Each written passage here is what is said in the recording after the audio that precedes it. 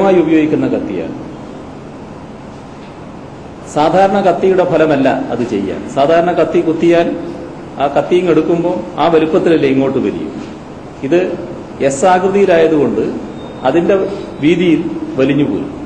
അതുകൊണ്ടാണ് ആ കത്തി RSS സാധാരണ ഉപയോഗിക്കുന്നത്. ഇതെല്ലാം അന്വേഷിച്ച് ഏഷ്യാനെറ്റ് ന്യൂസ് സംഘം ഒടുവിൽ കണ്ടെത്തിയത് മറ്റൊരു കഥ. അല്ല വിഷയം, നമ്മൾ പിന്നെ ഈ സാറ് ഒന്ന് നേരിട്ട് ഒന്ന് ആവശ്യപ്പെട്ടുകൊണ്ട് നമ്മൾ പിന്നെ ആ മാതിരിയുള്ള വർക്കൊന്നും കൂടി ചെയ്യാം. നമുക്ക് അതിന്റെ സമയമില്ലൊട്ടുമില്ല. സാറ് വീട്ടിൽ വന്നിരുന്നു. വീട്ടിൽ വന്നിട്ട് എന്നോട് ആവശ്യപ്പെട്ടത് നമ്മൾ സാറ് നിർബന്ധം കൊണ്ടാണ് അത് ചെയ്ത് കൊടുത്തത്. വീട്ടിൽ വന്നു ആണല്ലേ.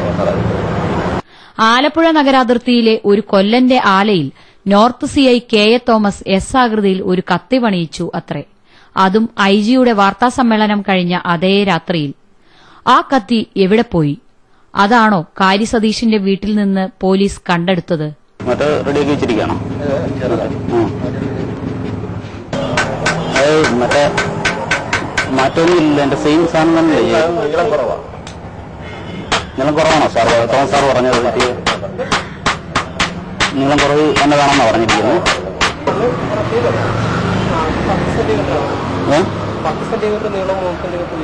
പറഞ്ഞിരുന്നു. CIക്കെന്തിനാ എസ് ആകൃതിയിൽ ഒരു കത്തി? മൊത്തം എന്തൊക്കെയോ ചീഞ്ഞു നാറുന്നുണ്ടല്ലോ കേരള പോലീസെ. ഒരു കേന്ദ്രത്തിലിരുന്നുകൊണ്ട് കഥകൾ ഉണ്ടാക്കുകയാണ്.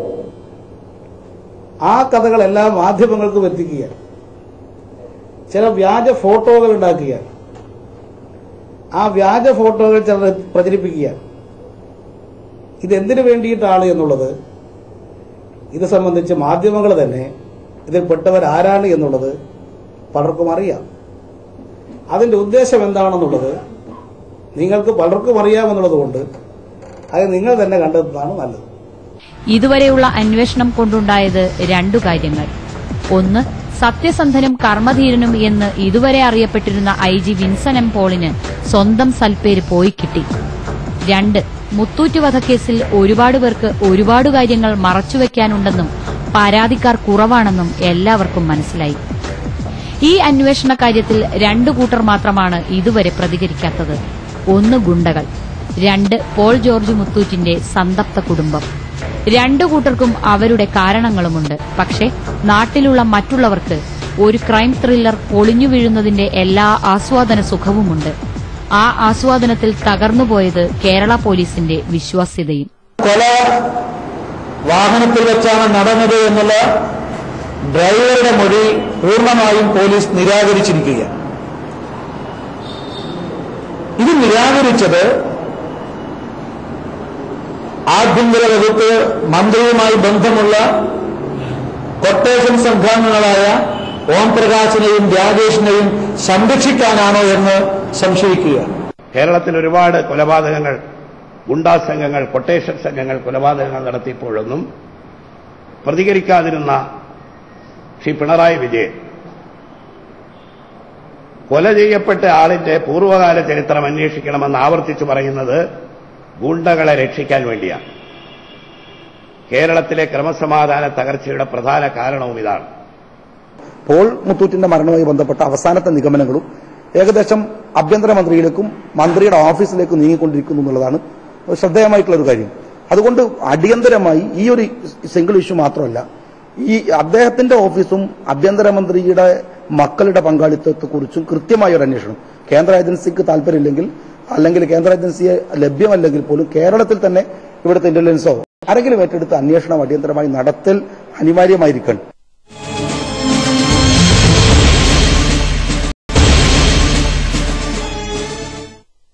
ഗുണ്ട ലിസ്റ്റിൽപ്പെട്ട 3 പേർ പോലീസിന്റെ പിടിയിലായി. 2 പേർ CPM ബ്രാഞ്ച് സെക്രട്ടറിമാർ, ഒരാൾ ലോക്കൽ കമ്മിറ്റി അംഗം. സംഘടനത്തിനെന്നല്ല പാർട്ടി പ്രവർത്തനത്തിന് പോലും പോകാത്ത കോൺഗ്രസുകാരൊന്നും ഗുണ്ട ലിസ്റ്റിൽപ്പെടാത്തതിൽ അത്ഭുതപ്പെടാനുമില്ല. ഇത് സതീശന്റെ പേരിൽ DYFI നൽകിയിട്ടുള്ള മെമ്പർഷിപ്പാണ്. 1999 മുതൽ സതീശൻ DYFIയുടെ സജീവ പ്രവർത്തകനാണ് എന്ന് വ്യക്തമായി തെളിയിക്കുന്ന രേഖയാണ്. ഇത് DYFIയുടെ മെമ്പർഷിപ്പ് അല്ല, അതല്ലെങ്കിൽ പാർട്ടിക്ക് ഈ മെമ്പർഷിപ്പുമായി ബന്ധമില്ല എന്ന് തെളിയിക്കാൻ പാർട്ടിയോ പാർട്ടി സെക്രട്ടറിയോ തയ്യാറാവണമെന്ന് വെല്ലുവിളിച്ച് ആവശ്യപ്പെടുകയാണ്. പോൾ വധക്കേസ് അന്വേഷണം വിൻസൻ എം പോൾ ഇപ്പോഴും തുടരുകയാണ്. ഗൂഢാലോചന അന്വേഷണ പരിധിയിൽ വരും എന്ന് പോലീസ് പറഞ്ഞത് വിശ്വസിക്കാതെ വേറെ മാർഗമില്ല. ഗുണ്ടകളെ പിടിക്കാനും ഒരു സംഘമുണ്ടാക്കിയിട്ടുണ്ട്. ADGP സിബി മാത്യൂസിന്റെ പേരിലുള്ള ആ സംഘം പക്ഷേ ഇതുവരെ പ്രവർത്തിച്ചു തുടങ്ങിയിട്ടില്ല. പതിവ് പോലെ പോലീസ് മന്ത്രിയുടെ മകൻ ബിനീഷ് കോടിയേരിയുടെ പേര് ഈ കേസിലും വന്നിട്ടുണ്ട്. ഗുണ്ടാ നേതാവ് ഓം പ്രകാശുമായി ബിനീഷിന് സൌഹൃദമുണ്ടെന്നാണ് ആരോപണം. വിവാഹ നിശ്ചയം പെട്ടെന്ന് വിവാഹമായി മാറിയത് എന്താ? അതിന്റെ പിന്നിൽ തലേദിവസം നടന്ന ഈ കൊലപാതകവുമായി എന്തെങ്കിലും ബന്ധമുണ്ടോ?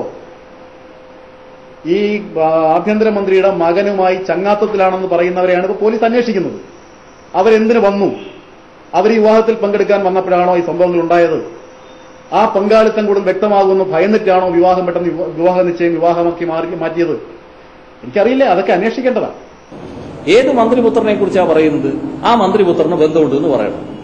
എന്നാൽ ആ മന്ത്രിപുത്രൻ പറയല്ലോ ഇതാണ് എന്റെ സ്ഥിതി എന്ന് അയാൾ പറയും. അതിന് അവസരം കൊടുക്കുന്നില്ല.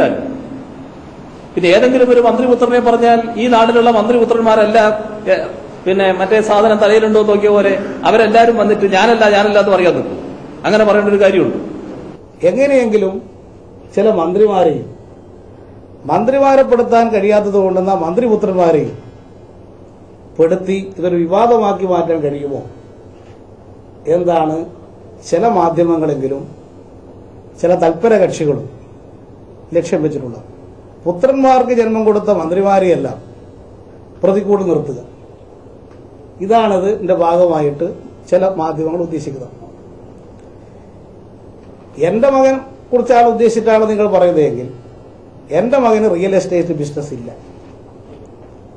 എന്റെ മകന് ഈ സംഭവമായിട്ട് യാതൊരു ബന്ധവുമില്ല. അച്ഛൻ പത്തായത്തിലുമില്ല അട്ടത്തുമില്ല എന്ന് പറഞ്ഞ മാതിരി എന്റെ മോൻ ഇതിൽ പെട്ടിട്ടില്ല എന്നാണ് കോടിയേരി ബാലകൃഷ്ണൻ. ഇവന്റെ മോൻ ഇതിലുണ്ട് എന്നാരാ പറഞ്ഞത്? എന്നെ കിണ്ണം കട്ടു എന്ന് പറയുന്ന മട്ടിൽ ഈ കേരളം പോലുള്ള ഒരു പ്രഭുത്വ സംസ്ഥാനത്തിലെ ഒരു മന്ത്രി, അതും പോലീസ് മന്ത്രി, പത്രസമ്മേളനം വിളിച്ചു കൂട്ടിയിട്ട് പറയുന്നത് എന്റെ മകൻ ഇതിലില്ലാന്ന്. മറ്റേ മകന്റെ കല്യാണത്തിന് ഓം പ്രകാശ് എന്ന് പറയുന്നവൻ പങ്കെടുത്തു എന്നാണ് പത്രങ്ങൾ റിപ്പോർട്ടുണ്ട്. രാഷ്ട്രീയമായി പല ആരോപണങ്ങളും ഇതിലുണ്ട്. അതെല്ലാം താൽക്കാലിക ലാഭത്തിനുള്ളതാണ്. ഇടതുവിരുദ്ധ അജണ്ടയാണ് മാധ്യമങ്ങൾക്കുള്ളത് എന്ന ചില CPM നേതാക്കളുടെ പ്രസ്താവന മാത്രം പരിഹാസ്യമാകുന്നു. ഒരു വമ്പൻ വ്യവസായിയുടെ കൊലപാതകത്തെപ്പറ്റി അതിലെ പ്രതികളുടെ കാര്യത്തിൽ മാധ്യമങ്ങൾക്ക് ആകാംക്ഷയുണ്ടായാൽ അതെങ്ങനെ ഇടതുവിരുദ്ധമാകും? CPM സംസ്ഥാന സെക്രട്ടറി പോലും കൊല്ലപ്പെട്ട പോൾ ജോർജിന്റെ ഭൂതകാലത്തെപ്പറ്റിയും ഗുണ്ടാ ബന്ധത്തെപ്പറ്റിയും പറയുന്നുണ്ട്. മാധ്യമങ്ങൾ അന്വേഷണം നടത്തേണ്ട എന്നാണ് പോലീസ് മന്ത്രിയുടെ ഉത്തരവ്. ഉപദേശം നന്നായി സഖാവേ. കള്ളക്കത്തിയെപ്പറ്റിയും കാരിയുടെ അമ്മയെപ്പറ്റിയും പോളിന്റെ ഭൂതകാലത്തെപ്പറ്റിയും ഗുണ്ടാ നേതാക്കളുടെ രാഷ്ട്രീയ ബന്ധത്തെപ്പറ്റിയും മാധ്യമങ്ങൾ പറഞ്ഞില്ലായിരുന്നു എങ്കിൽ എല്ലാം ഒളിപ്പിക്കാമായിരുന്നല്ലോ, അല്ലേ? സ്വന്തം വിശ്വാസ്യത ഇതിനിടെ ഒലിച്ചുപോകുന്നത് താങ്കൾ കാണുന്നില്ലേ?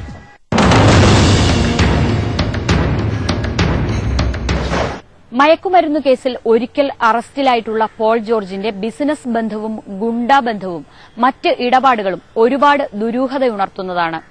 അതുകൊണ്ടുതന്നെ പല സുപ്രധാനമായ കാര്യങ്ങളും പുറത്തു വരരുത് എന്നാഗ്രഹിക്കുന്ന ധാരാളം പേർ ഈ നാട്ടിലും പുറത്തുമെല്ലാം ഉണ്ട്.